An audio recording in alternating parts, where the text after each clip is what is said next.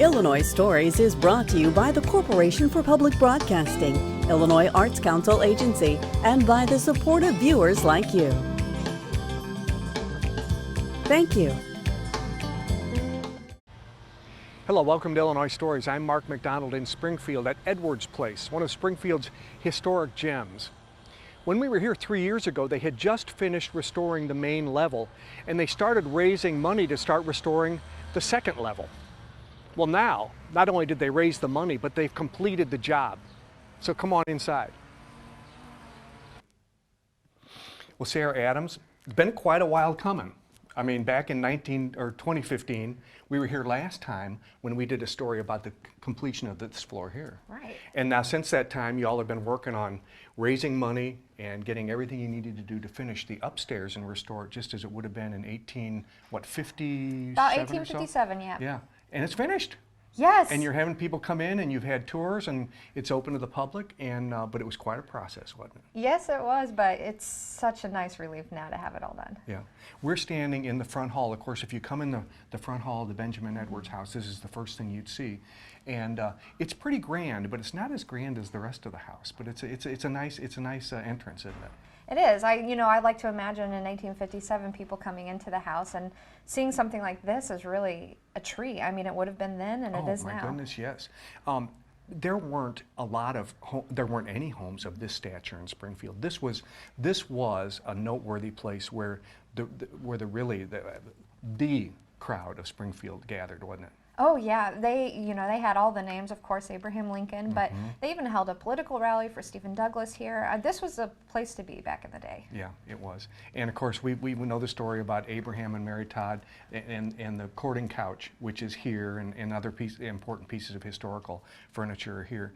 But back to what we're really here for is the second floor, and it was, of course, the bedrooms were upstairs. And the attempt was to make this as much like 1857 as absolutely possible, including the wallpapers and everything else that was designed to look just as it does, and that's the whole process, isn't it? Right. Yeah. Well, let's go up and take a look. All right. All right. After you.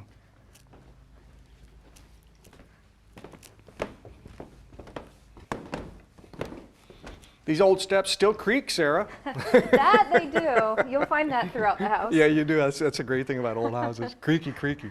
Okay, so we came into the master bedroom, first stop.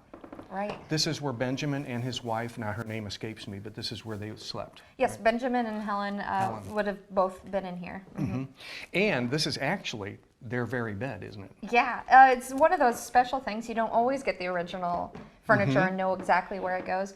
But this is their bed, and the dresser is their original dresser too, as well as the wardrobe behind us. Yeah, that dresser, that's beautiful. It kind of looks like mahogany. I'm not sure what that wood is, but it's gorgeous, and it looks like it's a matched set.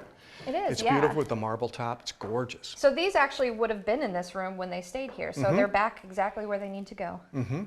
And then back on this side of the room, like you say, this immense wardrobe. And of course, houses didn't have closets back then, or very few of them. No, it's totally different from today where, we want a walk-in closet.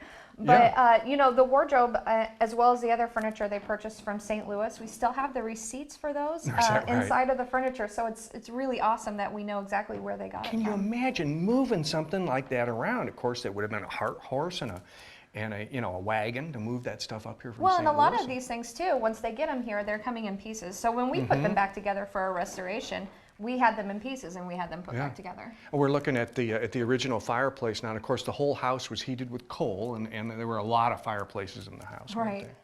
And then the portrait right above, that's Benjamin himself, huh? Yeah, that's Benjamin as a young man right after he got out of Yale Law School. He was the first man in Illinois to actually be educated there. But he looks a lot younger than we see usually in a lot of his images.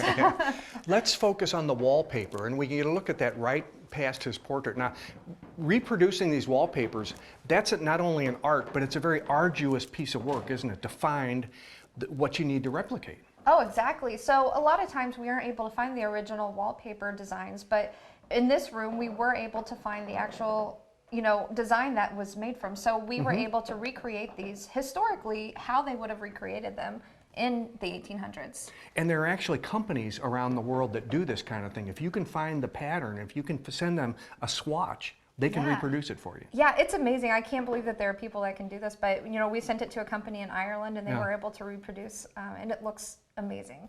And this is kind of surprising too, because I always think of this during this period as being very gaudy. The carpeting and the wallpapers often were very gaudy, but that's not the way it was in this house. No, not really. A lot of the period that we're referring to is late 1850s, and at that time it wasn't as gaudy of designs. We'll see a room later which has some of the later Victorian designs. It's a little bit more gaudy, as we would see. The younger generation wanted it a little more colorful, didn't they? Isn't that how it is? That's kind of the way it is. And while we're here, let's take a look at this carpet, because not only you try to replicate what you find on the walls, but on the floors as well. What about this carpeting? Was this a guess, or did you all have some indication of what to go for? We had a little bit of indication. Of course, a lot of times those sort of fabrics don't survive, but we were able to take old letters that Helen had written to her friends, and oftentimes she would refer when they would do renovations on the house or they had to replace the carpeting. She said, oh, we had to put some green carpeting in this room. So we were able to go off of that, but otherwise we're just trying to find, what was popular historically. Right. The wallpaper is interesting because you don't really know how many layers of wallpaper they may have been until you get lucky and find that you can actually take the layers apart and then find that last layer. And you were able to do that in some of the rooms. In a house this old too, there were a lot of layers. Yeah. Like peeling an onion. Yeah, I imagine the Edwards ladies like to redecorate, just like people now do. Every few years, let's do it up different. Let's go into and I call it the nursery. It's not a nursery, but this is where the children oftentimes slept. Right. Because they might have been sick at some point. They wanted to be near the parents. The parents wanted to keep an eye on them. Or this may have been the oldest girl's room when she was a child. But this is the child's room right next to the master. Yeah, so we do interpret it as the youngest child's room, Molly. But we also kind of interpret it as a sick room as well, because a lot of times when the children were younger, they would be next to the parents because they could, maybe not disturb the rest of the house, but they're also close to their mother when they needed her. And here we have, you've done this throughout the house. You have these boards here which show what the room looked like before and after. And in this case, it looks like the wallpaper that I'm seeing here is not a whole lot different than what was here before. No, in a lot of cases, they did a pretty good job about finding similar patterns to what we're looking for, but they weren't always quite historically accurate to the exact date that we're looking for. And we were able to find the actual pattern of this room. So of course, when that opportunity came up, we switched it to something that would actually be in here. While we're looking above the fireplace, we can see that this area is not covered. You found some stenciling while you were doing your research here, and if you can look up there and see those roses, those are a stamp of, they tell you what they are, aren't they? And those are very specific. Yeah, so these are Dart Hunter roses. He was a designer that worked with the Roycrofters, and at the time, this would have been early 20th century. So we do have some things in here that are not necessarily 1850s, but these stenciling roses were very, very popular at the time. So we can actually date because we know when they were popular. And if you're one of these restoration specialists and you're digging around down there and you find that, look what we found, because it's a real find, isn't it? It's you don't expect to find those things, and you peel you peel back the old wallpaper and you find those things beneath. What a mystery! No kidding. So cool. And this area again, we're above the fireplace. This area was painted; it was not wallpapered, and it will remain. Yeah, painted, we'll leave it the way that it is barren, right now. Yeah. Okay, and that way what you'll do is you'll get you let people understand what it is, how it was, and then you'll leave it that way. Yeah. They can see the roses. So Terrific. even though we're a historic house, but this house has had a lot of history, so we want to talk about all the history of the house. We don't want to ignore things that are really cool. So I want guests to be able to see things like this and realize that this house, people lived here for a really long time. Let's go into the next room. All right. Okay, Sarah, before we go into another room, no wasted space in this house. No, not at all. Even this upstairs hall got used pretty well, didn't it? Because we got a sewing area. Oh, right, yeah. So they spent a lot of time up here during the day. It's got great light, and if you're reading a book, sewing, it's a perfect place for that. Yeah. Now, in this upper hallway here, of course, the banister and everything, but back that way, if you look through the archway, that archway would not have been there in 1856, but in 1857, when they added the back of the house, that was all new. That was servants' quarters back there through the archway, wasn't it? Yeah, so back beyond that, is the addition, and then that's how they added in the servants' staircase, in the hallway. And if we look down back this way, we can see, look at the floor. This carpeting was not here before you started the restoration. This was added as well. And again, there wasn't carpeting here, so you didn't know what to buy, but you made your best guess. Huh? Yes, yeah, we made our best guess based on what was popular at the time, and we did know that it was carpeted up here originally, so that's why we recarpeted it. And I'm looking up at that, I know the windows have transoms, but it all sort of leads to a house. You want an airflow in this house because of course there was no air conditioning at the time. And that would have been open, wouldn't it? That window could open. Right, so in the summertime, the servants would often open that up, and it actually created a pretty decent airflow. I mean, still not as great as air conditioning, but right. it really created a nice flow through the house. Yeah, and we mentioned, okay, this was a sewing area. I don't know who in the family did the sewing, but Everybody. everybody sewed, didn't they, back Everybody then? did. Because I mean, you had to. Everybody had to take care of their own needs. And this was a sewing area, and particularly over here, this is interesting because I love these boards that you offer the public when they come in. They get a chance to see the before and after. And this is a real good look here at what this looked like before you did the restoration. And you can see the floors were of course, the original wooden floor, kind of chewed up from all the traffic. Yeah, it's a lot more homey now than it was at that time. Yeah. Really beautiful job. Well, thank you, Sarah. Thank you. Yeah.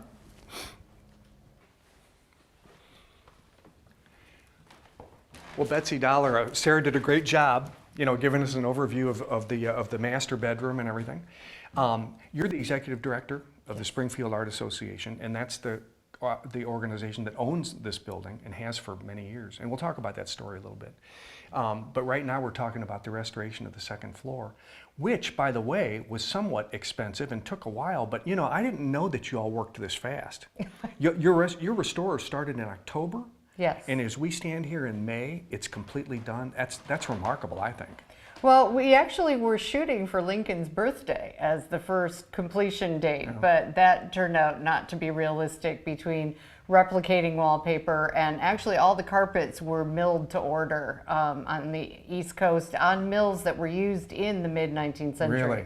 So yeah, it is really period appropriate, but that takes time. It sure does. So yeah, we're excited to be here in May and ready and open to the public with a completed space. Now, correct me if I'm wrong. It was around a $200,000 project. Yeah, a little over 200,000. Of which you had to raise most of it yourself, didn't Yes, yes. We were presented with a challenge grant from the Jeffress Foundation out of Wisconsin, and their deal is you raise 2/3 in a very specific amount of time. We had to do it within a 2-year period, basically, and then they will match the final third. They'll top it off for you and send you on your way. And they only cover interiors, and they're very even specific about what things inside the house they will cover. And most of it's infrastructure, wallpaper, lighting, that kind of thing. They're not real big on furniture restoration or whatever. So yeah, they're very specific about what what's really nice about that, though, it gives an organization like yours a reachable goal. Yes. So if we can do this, we can do this. And that's a good way to raise money, because people can say,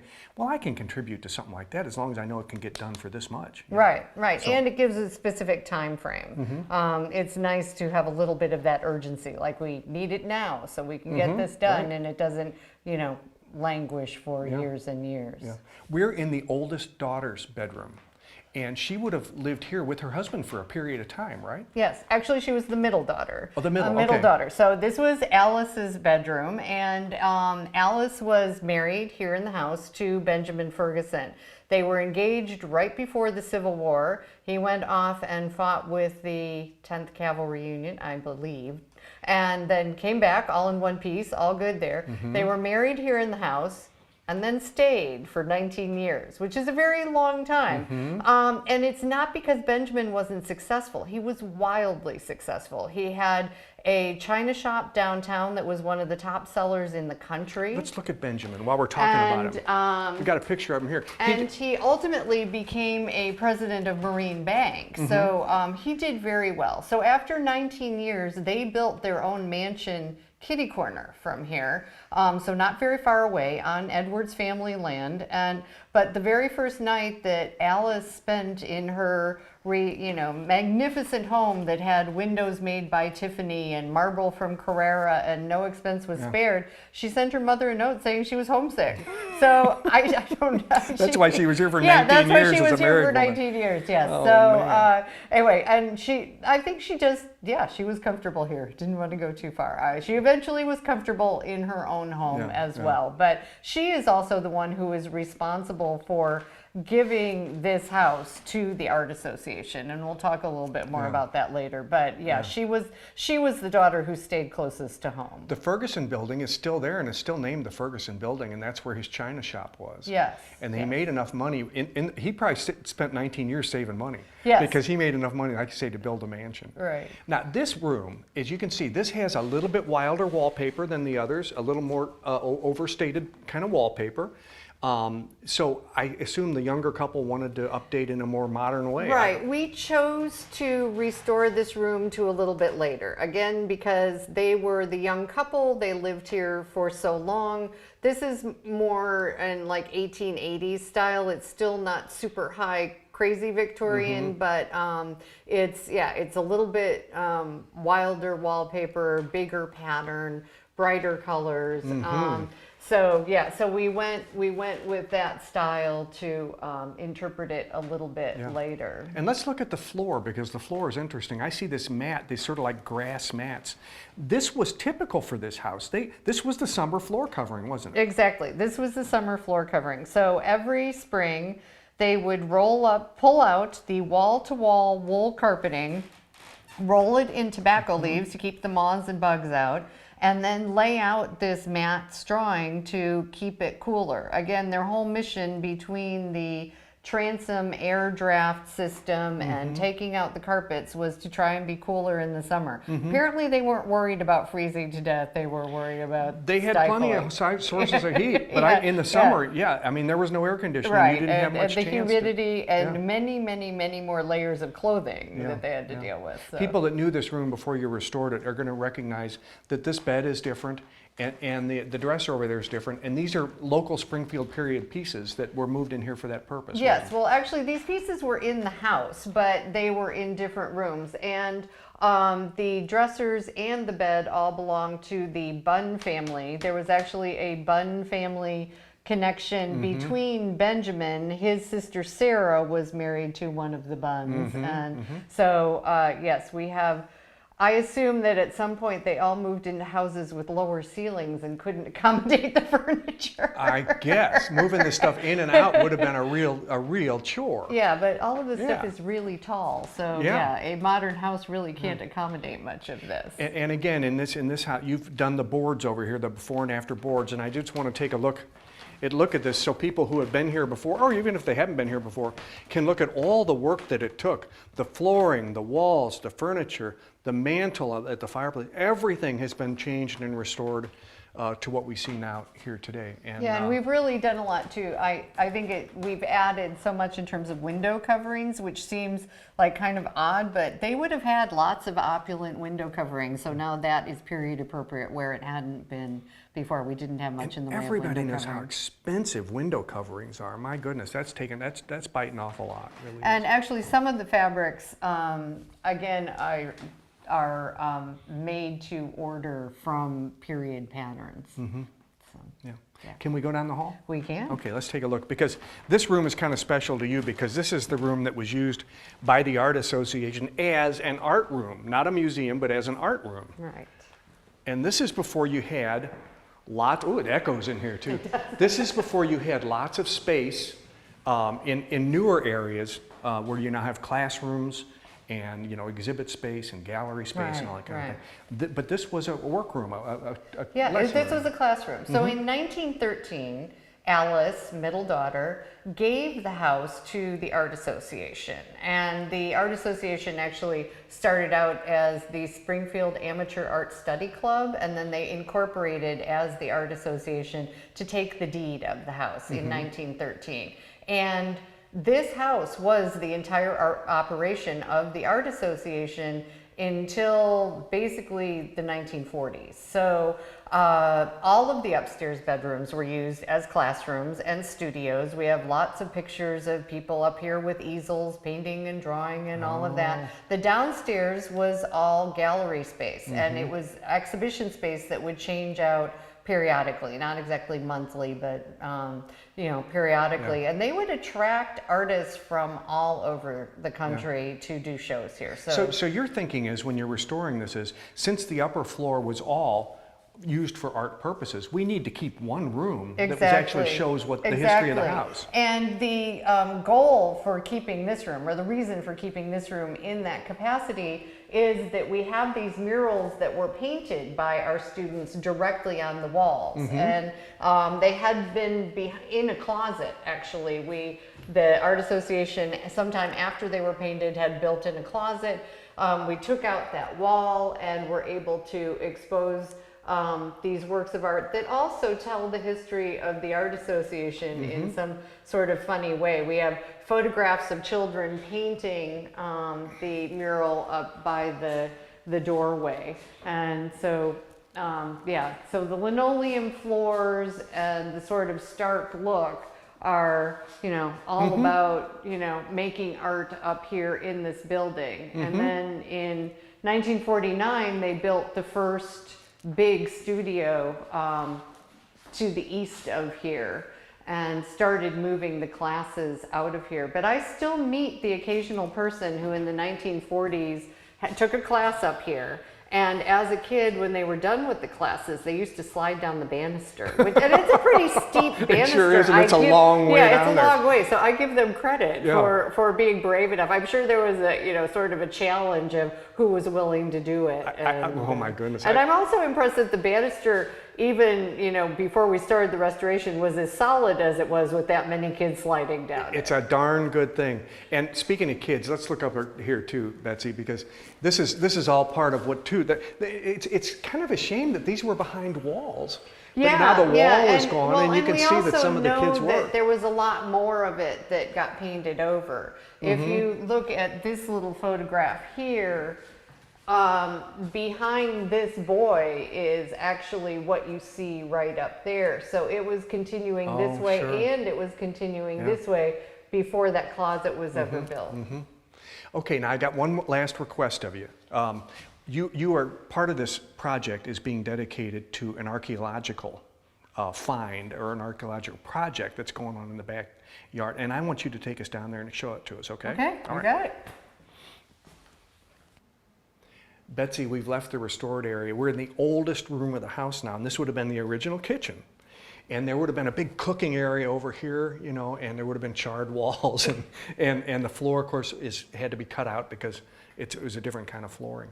But this would have been from 1833. So this is probably the oldest, in Springfield, the oldest room in Springfield. Yes. Wow. It's not going to be a kitchen anymore, and it's not going to be restored. It's going to be your archaeology room. Yes.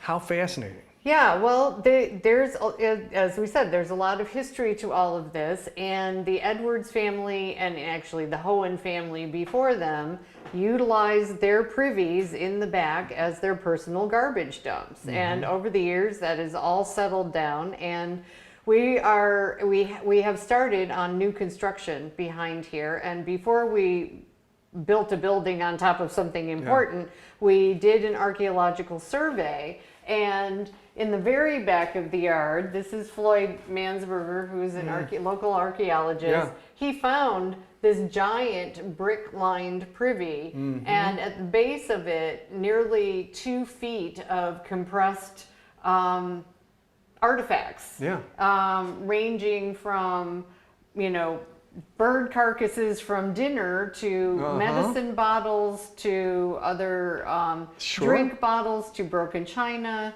dominoes. That's a good example right there, doll heads, toothbrushes. The base of toothbrushes used to be made of bone.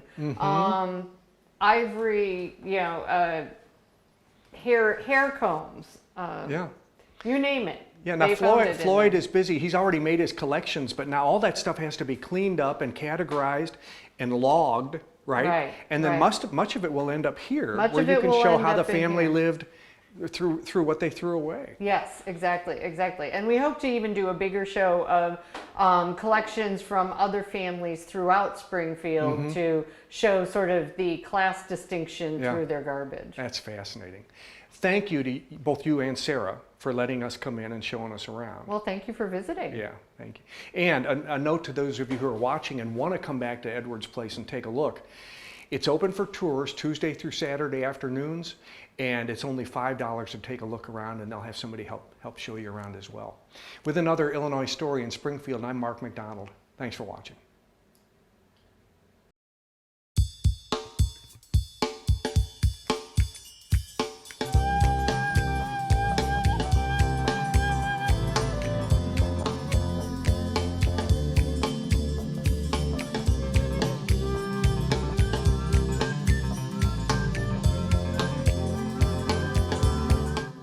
Illinois Stories is brought to you by the Corporation for Public Broadcasting, Illinois Arts Council Agency, and by the support of viewers like you.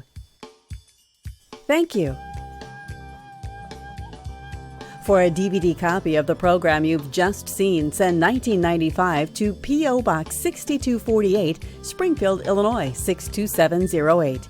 Be sure to include the program name, subject, and when the program aired. You can also order with your credit card by calling 800-232-3605.